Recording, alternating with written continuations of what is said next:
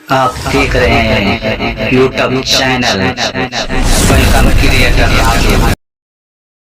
कार्तिक मास शुक्ल पक्ष में पड़ने वाली एकादशी को इसे देवोत्थान एकादशी, देव उठनी एकादशी, देव प्रबोधिनी एकादशी के नाम से जाना जाता है। यह एकादशी का व्रत जो कि बड़ा ही पुण्य फलदायी माना गया है। आप सभी भक्तों को देव उठनी एकादशी व्रत की ढेर सारी शुभकामनाएं। आप सभी के जीवन में लक्ष्मी नारायण की कृपा से आप सभी को सभी प्रकार के सुख और समृद्धि की प्राप्ति हो।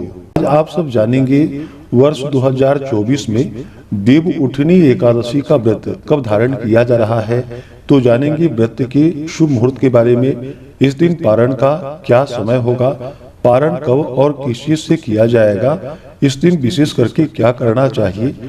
भगवान विष्णु जब योग निद्रा में 4 महीनों के लिए चले जाते हैं चातुर्य मास के दौरान, तो कार्तिक शुक्ल की देव उठनी एकादशी के दिन भगवान जागते हैं। इस दिन इनका प्रबोधन किया जाता है, इन्हें जगाया जाता है। और इस दिन जो भी भक्त सच्ची श्रद्धा के साथ व्रत को धारण करके भगवान का पूजन अर्चन करते हैं, तो व्यक्ति के सभी प्रकार के पापों का नाश होता है। इस व्रत को धारण करने से 1000 अश्वमेध यज्ञ के समान पुण्य फलों की प्राप्ति होती है तथा 100 राजसु यज्ञों का फल प्राप्त होता है। इस दिन पवित्र नदी गंगा आदि में स्नान तथा पूजन का विशेष महत्व है। इस दिन हरिद्वार, काशी, प्रयागराज, मथुरा आदि जगहों पर स्नान करने का विशेष महत्व माना गया है। यह संभव ना हो तो आप घर के नहाने के पानी में ही थोड़ा सा गंगा जल मिला करके गंगा माता का स्मरण करके इस दिन स्नान करें, तो इससे पुण्य फलों की प्राप्ति होती है। इस दिन जितने भी प्रकार के पुण्य कार्य होते हैं, अगर वो कार्य करते हैं तो इसका हजारों गुना महत्व बढ़ जाता है। इसके करने से जन्म जन्मांतर के पाप क्षीण हो जाते हैं तथा पूर्व जन्म का संकट समाप्त हो जाता है। भूत प्रेत आदि की बाधाएं नहीं रहती है। इस दिन भगवान का जहाँ तक हो सके जितने भी प्रकार के पुष्प फल आदि जितने भी प्राप्त हों, उनसे भगवान का पूजन करना चाहिए। इससे अनंत फलों की प्राप्ति होती है। तो आइए जानते हैं देव उठनी एकादशी व्रत के शुभ मुहूर्त पारण समय के बारे में। कार्तिक मास शुक्ल पक्ष की एकादशी तिथि प्रारंभ समय जो कि 11 नवंबर 2024 दिन सोमवार शाम 6:48 और एकादशी तिथि की जो समाप्ति है वह 12 नवंबर 2024 दिन मंगलवार शाम 4:07 पे एकादशी तिथि की समाप्ति है। तो सूर्योदय व्यापनी के अनुसार उदया तिथि के अनुसार शुद्ध रूप से 12 नवंबर 2024 दिन मंगलवार को देव प्रबोधनी देव उठनी एकादशी का व्रत धारण किया जाएगा और शाम के समय में भगवान का प्रबोधन किया जाता है। देव उठनी एकादशी व्रत का पारण जो कि एकादशी व्रत पारण के लिए बतलाया गया है, हरिवासर समाप्त होने के बाद व्रत का पारण करना चाहिए। हरिवासर का समय द्वादशी तिथि का पहला चौथाई हिस्सा हरिवासर का होता है। तो द्वादशी तिथि की जो समाप्ति है वह 13 नवंबर 2024 दिन बुधवार दोपहर 1:02 पे द्वादशी तिथि की समाप्ति है। तो व्रत का पारण 13 नवंबर को किया जाएगा। 13 नवंबर बुधवार के दिन पारण का समय सुबह 6:42 से सुबह 8:51 तक व्रत का पारण किया जाएगा।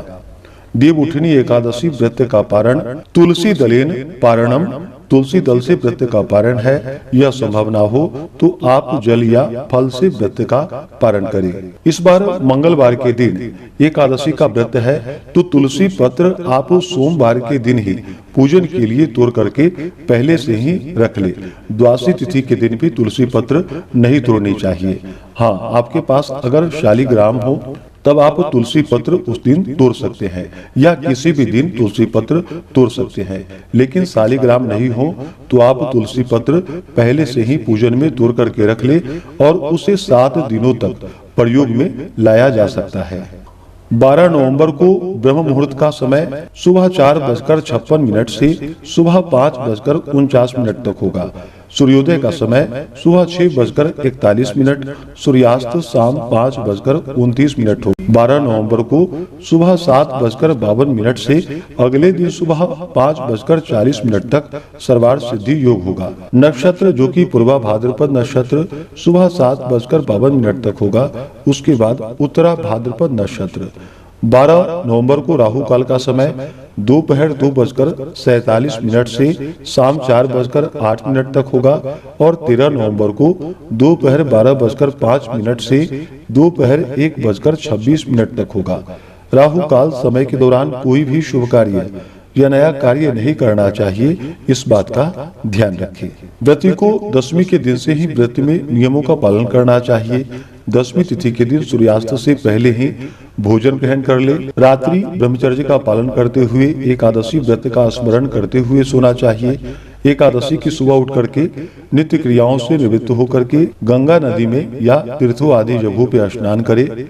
शुद्ध वस्त्र धारण करके व्रती को व्रत का संकल्प लेना चाहिए। इस दिन भर उपवास रहते हुए भगवान का सुबह के समय में और विशेष प्रकार से इस दिन शाम के समय में भगवान विष्णु माता लक्ष्मी का, जो कि चतुर्भुज स्वरूप का, इस दिन पूजन करने का विधान है। तो भगवान का पूजन करे। भगवान को भजन कीर्तन घंटा ध्वनि आदि करते हुए भगवान को जगानी चाहिए और अनेक प्रकार के गंध पुष्प धूप दीप आदि से भगवान का पूजन करना चाहिए। अनेक प्रकार के नैवेद्य आदि भगवान को अर्पित करनी चाहिए। नैवेद्य अर्पित करने के बाद जल से आचमनी करवानी चाहिए। मुख शुद्धि के लिए पान पत्र, सुपारी, लौंग, इलायची के साथ में अर्पित करनी चाहिए। इस दिन जहाँ तक हो सके पुरुषोक्त आदि मंत्रों का पाठ श्रवण करना चाहिए। इससे भगवान की पूजा करनी चाहिए। विष्णु सहस्त्र नाम आदि का पाठ या श्रवण करना चाहिए। देव उठनी एकादशी व्रत का महात्म्य और कथा का श्रवण करना चाहिए और फिर भगवान की आरती करनी चाहिए।